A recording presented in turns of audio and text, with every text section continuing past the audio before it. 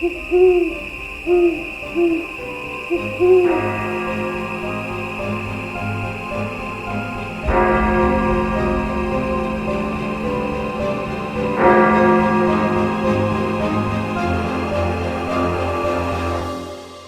12 past 3.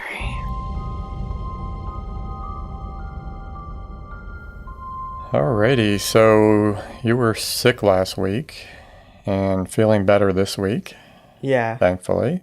Glad to hear it. thank you. And I think we have a lot to cover this week, so we'll get right to it. I'll avoid rambling on like I usually do. I think it's both of us. I think we'll just jump into what do you have tonight?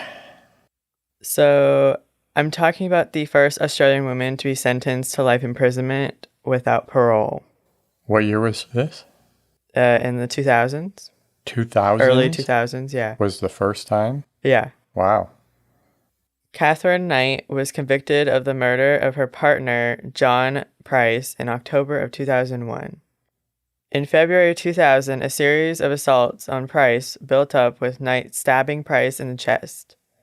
When Price was fed up, he kicked her out of his house. On February 29th, he stopped at a court on his way to work to take a restraining order out on her to keep her away from him and his children. He later told his coworkers that if he did not come to work the next day, it was because Knight had killed him. They begged him to not go back home, but he feared she would kill his children if he didn't. Oh, wow. So they had children. They were his children from a previous marriage. Oh, okay. That's scary.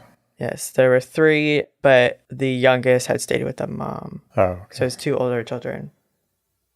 Price came home to find that Knight had sent the children away for a sleepover at a friend's house, although she herself was not there. He spent the evening with the neighbors until going to bed at 11 p.m. Earlier that day, Knight bought a new black lingerie and videotaped her children while making comments, which was later interpreted as a crude will. Knight arrived at Price's house while he was sleeping and sat watching TV for a few minutes before taking a shower. She woke Price up and they had intercourse, after which he fell asleep. At 6 a.m. the next morning, the neighbor was concerned that Price's car was still in the driveway, and when he did not arrive at work, his employer sent a worker to check on him. Both the neighbor and coworker tried knocking on the bedroom window in attempts to wake him up, but they noticed blood on the front door and alerted the police, whom arrived at 8 a.m. The police broke down the back door and found his body with Knight comatose from taking a bunch of pills. She had stabbed Price with a butcher's knife while he was asleep.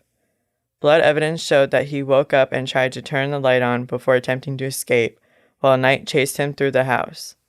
He managed to open the front door and get outside, but he either stumbled back inside or was dragged back into the hall where he died from blood loss. Later, Knight withdrew $1,000 from Price's ATM account. Price's autopsy revealed that he was stabbed at least 37 times in both the front and back of his body, with many wounds extending into vital organs. Several hours after Price had died, Knight skinned him and hung the skin on a meat hook. What? Yeah. I thought this was just a revenge, rage, murder thing. Well, it technically is just a lot of rage. But that's beyond just being pissed at somebody and killing them. Yeah. Ugh. She then decapitated him and cooked parts of his body and was serving it with baked potato, pumpkin, zucchini, cabbage, yellow squash, and gravy. Wait, so was this the first time she had done anything like this? Yes. This does not seem like just somebody who got pissed at somebody and decided to kill them. This seems like an advanced serial killer, cannibalist. Ugh. Yeah. I will go back into part of her childhood about why she might have this much rage towards men. Okay. It was set up at the dinner table with notes beside each plate, each having the names of one of Price's children on it. A third meal was thrown on the back lawn for unknown reasons, and it was speculated that Knight had attempted to eat it, but couldn't, and this was put forward in support of her claim that she had no memory of the crime. Wow, yeah, this is just so bizarre. I can't even wrap my head around what she was doing. Yeah. She was basically serving him to his children. Yes. Ugh. That was her plan. Yeah. Was she actually planning to do that, or she just set it up as some type of statement? I think she was planning on doing that. Oh. Yeah. Price's head was found in a pot with vegetables. The pot was still warm, estimated between 40 to 50 degrees Celsius, indicating that the cooking had taken place earlier in the morning. Sometime later, Knight had arranged the body with the left arm draped over an empty 1-liter soft drink bottle with the legs crossed. This was claimed in court to be an act of degrading, demonstrating Knight's contempt for Price. Knight left a handwritten note on top of a photograph of Price, blood-stained and covered with small pieces of flesh. The note had accusations of Price assaulting her daughter, but those accusations were found to be groundless. Wait, so he had 3 children from a previous marriage, and then she also had a daughter? Yeah. So there was 4 kids altogether. Yeah, well, his two oldest. One of them was with their mother. Yeah. Okay, I got it. Okay. Knight's initial offer to plead guilty to manslaughter was rejected, and she was prosecuted on February 2nd, 2001, on the charge of murdering Price, to which she entered a plea of not guilty. Her trial was initially set for July 23, 2001, but she was adjourned due to her counsel's illness, and it was reset for October 15, 2001. When the trial began, Justice Barry O'Keefe offered the 60 jury prospects the option of being excused due to the nature of the photographic evidence, which 5 had accepted. When the witness list was read out to the jury, several more also dropped out. Knight's attorney then spoke to the judge, who adjourned the following day. The next morning, Knight changed her plea to guilty, and the jury was dismissed. It was now made public that Justice O'Keefe had been advised of the plea change the day before. He'd adjourned the trial and then ordered a psychiatric assessment overnight to determine if Knight understood the consequences of a guilty plea and was fit to make such a plea.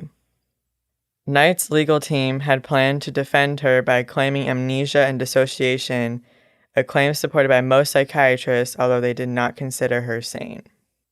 No reason has ever been given for the guilty plea. Knight still refused to accept responsibility for her actions. At the sentencing hearing, Knight's lawyers requested that Knight be excused to avoid hearing some of the facts, but the application was refused. So she didn't want to be present while the facts were being presented. Well, her lawyers didn't think she should be present. Okay. When Dr. Timothy Lyons took the stand and described the skinning and decapitation, Knight became hysterical and had to be sedated. So is she just putting on an act, or she was claiming that she didn't remember anything that happened, right? She was claiming that she didn't remember. On November 8th, Justice O'Keefe pointed out that the nature of the crime and Knight's lack of remorse required a severe penalty. He sentenced her to life imprisonment, refused to a fixed non-parole period, and ordered that her papers be marked, quote, never to be released. The first time that this has ever been imposed on a woman in Australian history. In June 2006, Knight appealed the life sentence, claiming that a penalty of life in jail without possibility of parole was too severe for the killing. Too severe for somebody who stabbed somebody 30 plus times, skinned them, decapitated them, cooked them, was attempting to serve him to their children. Yeah. Or his children. That was too severe to be in prison for life. Yep. Okay. According to her. Yeah. A total of 3 justices dismissed the appeal in the Court of Criminal Appeal in September, with one of them writing in his judgment, quote, this was an appalling crime almost beyond contemplation in a civilized society, end quote. I agree with that. Yeah. I'm having a hard time comprehending what the hell she did. Yeah. But that was it. But I did say I was going to go back to her childhood a bit. Right. I kind of wanted to do that after the fact. So her dad was an alcoholic who often abused her mother. But as far as it was stated, he did not abuse her, but she was abused by male family members. Oh, geez. And her mother often expressed her hatred for men. And she did have a history of assaulting people when she was a girl, but none of them as murderous as this case. I certainly feel sorry for anybody who goes through that. Yeah. But I imagine there are a lot of people who have gone through similar situations. Yeah. But they don't become as sadistic and murderous as she did. Yeah. So I think it also may have to do with, it has to have something to do with chemical wiring in the brain with lack of empathy. Yeah, there's something else going on. Yeah. That makes them like they are. Yeah, and I think this is no excuse. I'm not excusing anyone who does this. Right.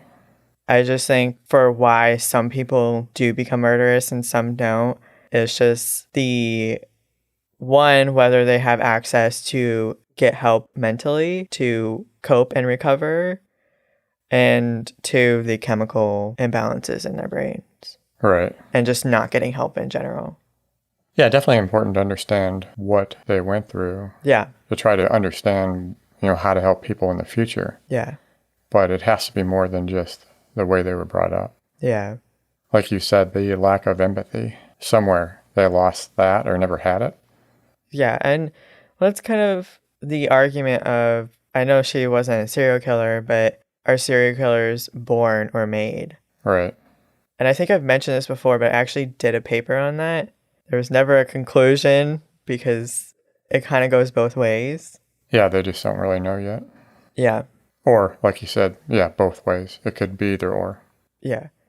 Well, there are a lot of serial killers who have had head injuries that completely changed them. She could have had a head injury that nobody knows about. That's true. And I guess that's the tricky part of trying to determine what happened to some of these people. Yeah. But that is the end of my story. Very interesting. I thought it was interesting that she was the first Australian woman to be convicted with life imprisonment without parole. Yeah, that really amazes me that not the first, but that it was the 2000s. Yeah. Before. I wonder what it is out here. The first woman who... with life imprisonment without parole. Good question. Why don't you let us know next episode? I will. Look that up. But yeah, that was it. Very graphic. Yeah. Bizarre and gross. And unfortunately, not the only story I've heard like this. So. Right. Yes. Very unfortunate. But what do you have? If you were done with your thoughts, you looked like you're going to say something. Well, I was just thinking that it's a shame. It's horrible that he died, but I was thinking, thankfully, the kids didn't get hurt. Yeah, and also that they caught her before the meals. Yeah, certainly they're scarred. Yeah. And they went through a horrible situation, but at least they didn't get hurt. Yeah, he was worried about that. Physically hurt. Yeah, but yeah, I am glad. I mean, yeah, like you said, it is unfortunate, but... But yeah, so what do I got tonight? So I swear I don't know where I find these stories or why some even catch my interest. But tonight I thought I would talk about the ghost of Olive Thomas. Now I bet you're wondering right now, who the hell is Olive Thomas? Yeah. And I will get to that. Well, my first thought was Olive the other reindeer. Oh my God. You're stealing. You read my notes, didn't you? No, I didn't. That's just like the first thing that popped in my head. I jotted that down because I was thinking, there's a lot of Olivias out there, right? Yeah. But I don't hear the nickname Olive very often. And the first thing that came to my mind was Olive the other reindeer. I hope people know what that movie is. I feel like if I were to mention that movie, people would not. Which is a shame, right? Yeah. I mean, I think it should be a staple, just like Santa Claus is Coming to Town, Frosty the Snowman, Charlie Brown Christmas, yeah, The Grinch, Rudolph. So yeah, I never understood why it didn't gain in popularity. That is a great show. Yeah. But that is also hilarious. Oh my gosh. I didn't even think. I don't know. It was just the first thing that popped in my head. That is funny because that is exactly what I thought because I was thinking, wow, you don't hear that name very often. No. Did you ever notice that out of all the reindeer, Rudolph was the only one to have his own show? That's suspicious to me. Because he has a red nose. Oh my God. So as you can see, fair warning, my mind is kind of wandering tonight, so Yeah. may go off on a bit of a tangent here and there. Anyway, in the early 1900s, Olive Thomas was a model, Ziegfeld Follies chorus girl, one of the original Flappers, and a silent film actress before her unfortunate death in 1920 at the age of 25. Oh, that's young. But Yeah. also, I only recognize 2 of those Yeah, job titles. I was going to say that I imagine a lot of those terms were foreign to your generation. Yeah. So let me explain. Okay. First, I'll start with silent film. I know how to silent film it. Okay. Even I don't hear Ziegfeld Follies or Flapper very often. So I imagine, yeah, that I figured you weren't familiar with those. Those sound made up. I'm No, sorry. they're not. I'll explain as I go along. Okay. Her birth name was Oliva. So I'm not sure if I never heard that before. I've never seen that before. So I'm not sure if that's Olive still or Oliva, probably Oliva. Oliva? Yeah. So I'll go with that. So Oliva R. Duffy. What? Sorry. You're thinking... Oliva, the other reindeer. We're still on. I should have just did an episode on Olive, the other reindeer. Oh my gosh. On next episode. Yes. We'll tell everybody the story since nobody's seen it probably. Yeah. Was born in 1894 in Pennsylvania, although she often claimed her birth name was Oliveretta Elaine Duffy. Huh.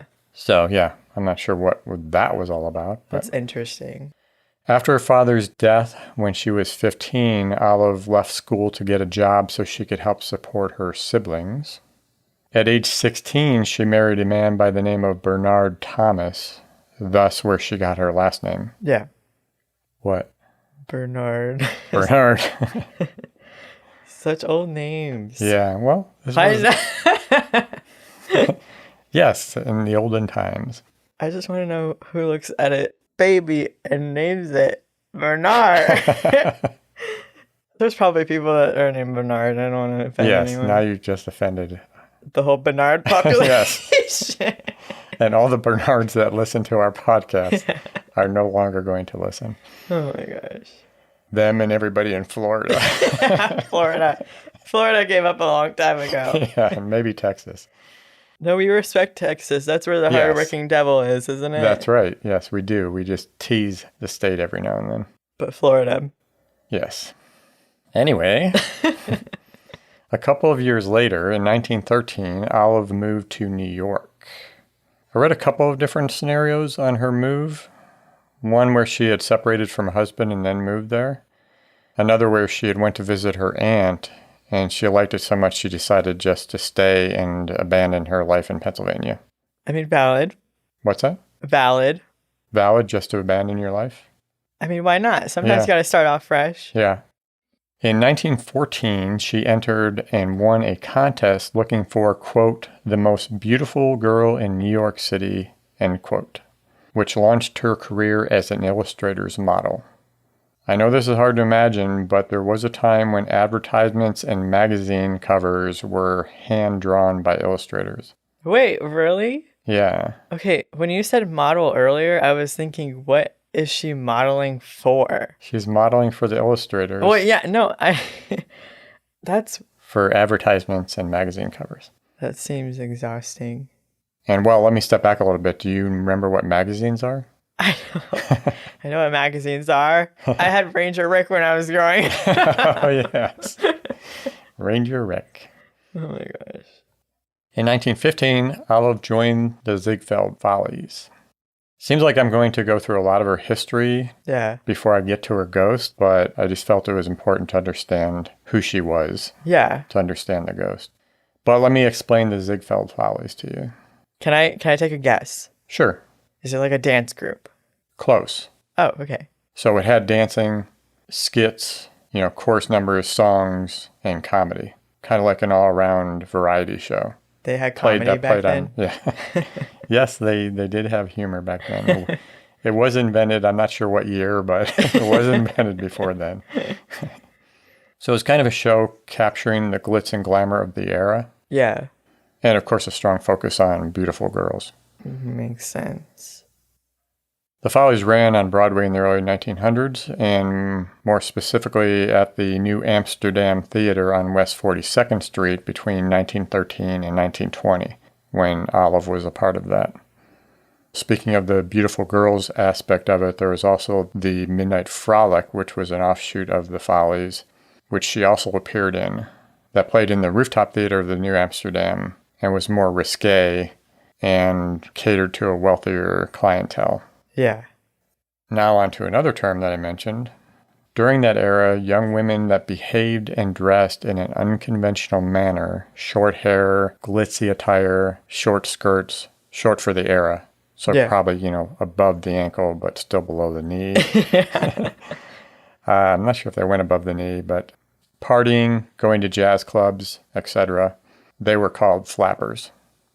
Speaking of jazz clubs, is there a name for when jazz music gives people anxiety? Probably. Is that a phobia? Or is that just me? Well, I mean, there probably is. There has to be a term for everything. Sorry, wandering again. Oh my gosh. I swear jazz gives me anxiety for some reason.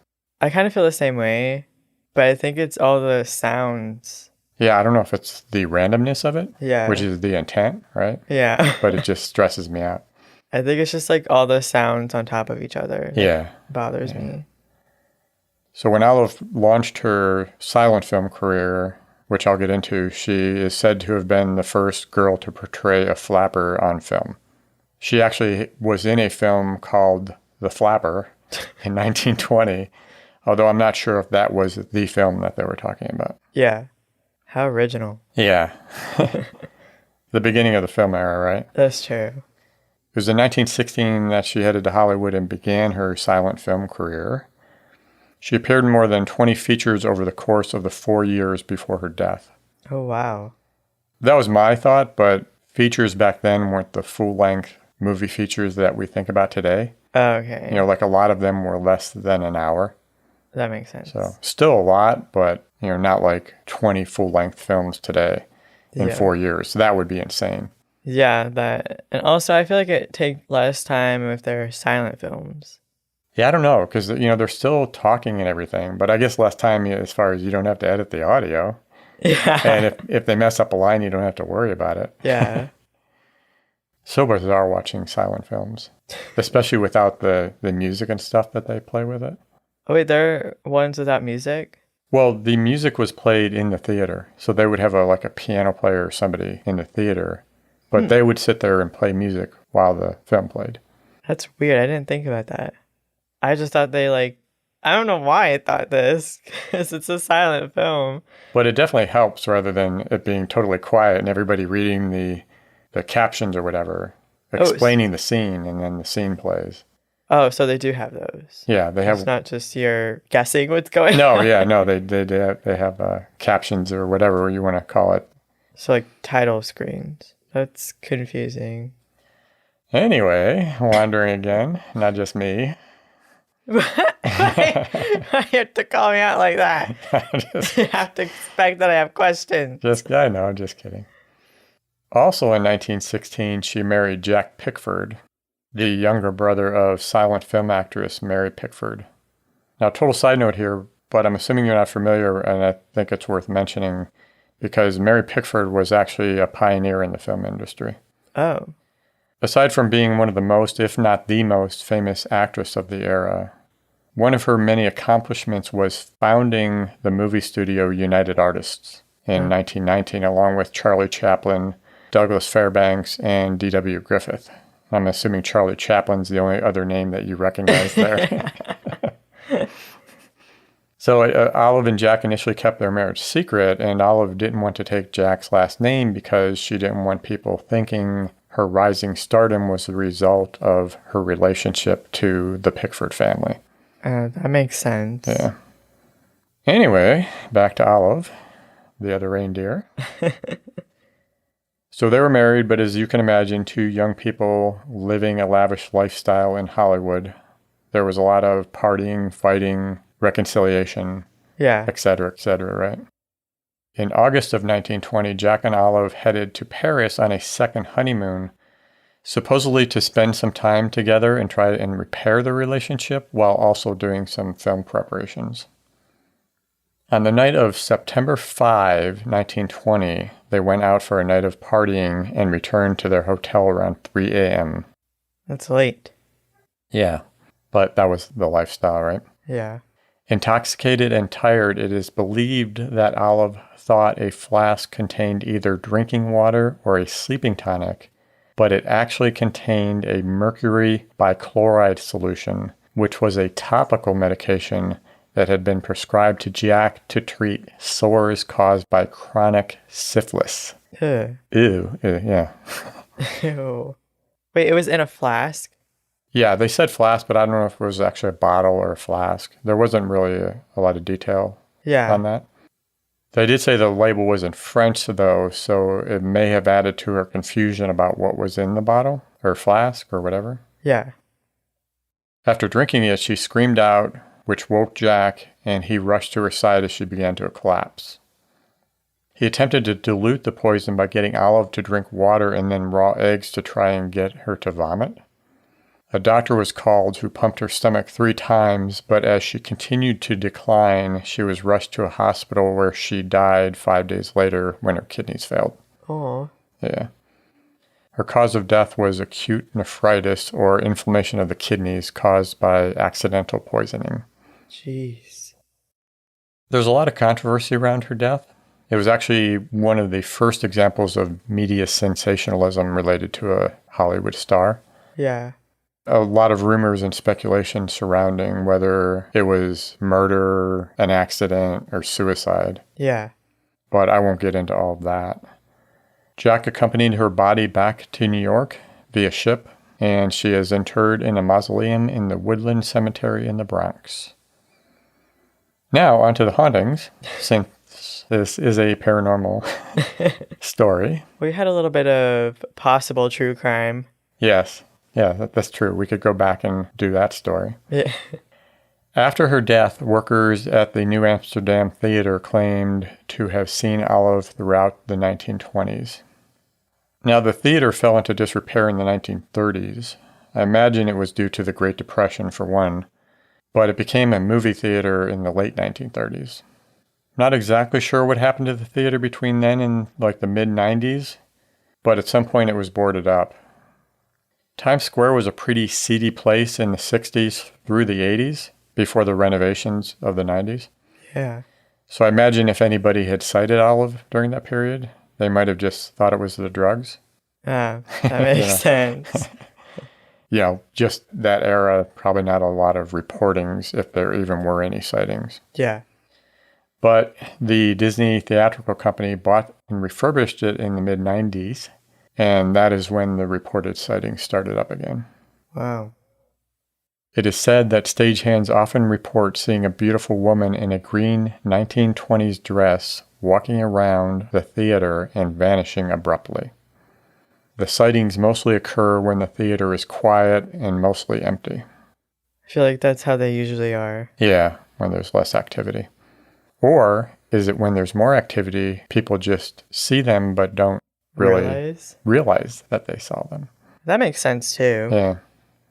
A night watchman is said to have spotted Olive on the stage and then saw her walk through a solid wall. Well, all walls are solid, right?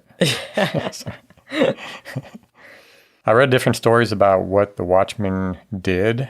Read that he called up management in the middle of the night, and then he quit or he didn't quit on the spot, stuff like that. So I'm not really sure. I guess it doesn't really matter. Well, why would he call management, though? What are they going to do? Yeah, exactly. So I'm not sure exactly what happened there, but I also read in a few places that when Olive was spotted in the theater, she was carrying a blue bottle. Apparently the bottle that contained the poison she drank. But I'm suspicious of that. It seems like they're kind of sensationalizing it a little bit. Yeah. I didn't read anything describing the details of the bottle or flask, so I'm not really sure. And maybe it's just my optimism that I'd rather think that she is there because it was the happiest place she was at during her life. Yeah. Rather than she's some tormented soul. Yeah. All right. Employees have reported feeling somebody touch their back, but when they turn around, there's nobody there. What? Don't like that. Yeah, that'd be kind of creepy. Well, I'd rather that than turn around and the ghost be there. Then I'd crap my pants. As you'll find out, I do that a lot. Well, I almost do that a lot. Almost do that. As I get older, it's getting more difficult. Yeah. Oh my gosh. I'm on the edge. There was enough going on in the theater that they place photos of Olive at every entrance so employees can greet her when they arrive and say goodbye when they leave. I read they have a ritual of blowing a kiss or touching the photo as they come and go. And it is said that this minimizes the ghostly activity. Huh. I think it's like a cute little thing to do in memoriam of her. Yeah. But is it something they have to do? I'm guessing it was in memoriam and not to try to reduce the activity. Yeah. Is what I'm trying to say. Yeah. No, that makes sense. There's also a story about how the staff were sitting around in one of the offices discussing the movie The Artist, which was about the silent film era. Yeah. Olive Thomas was mentioned as one of the Follies girls that became a film star, and then someone said the real star of the silent film era was Mary Pickford, at which point a stack of DVDs sitting on a table flew off as if somebody had smacked them. Oh. Not as though they had just fallen over, yeah. supposedly. She wasn't happy about that. Yeah. This is why I don't talk behind people's backs. Yeah. And finally, Olive does have a bit of a fan base. The employees have to do a special sweep of the theater at the end of the day to catch anyone who is trying to stow away for the night and try to catch a glimpse of Olive's ghost. Huh. Why would people want to do that? Well, you know how people are. Well, do they get in trouble? Or is it just they get kicked out? I don't know. Good question. I guess technically they haven't locked up yet, so they're not trespassing yet. Yeah. So who knows? Imagine they just escort them out. But that was it. A long way to get to a short discussion of a ghost. Yeah. No, it's interesting though. It's sad. Yeah, she had a very sad life. Well, sad ending. Sad ending to a very active life, it Yeah. seemed like, in a very short time span. Anything else? I don't think so. It was just nice to hear that a woman back then was able to make a life for herself, even though it was short-lived. Yes. Well, her and Mary, you can't forget Mary Pickford. Yeah. Well, yeah, her too. Alrighty then. Nothing else. We'll wrap it up. Thank you very much for joining us. Make sure to visit next week for more weird and creepy stories. Don't forget to follow us on Twitter and Instagram at 12past3 or email us at podcast@12past3.com. Good night. Good night.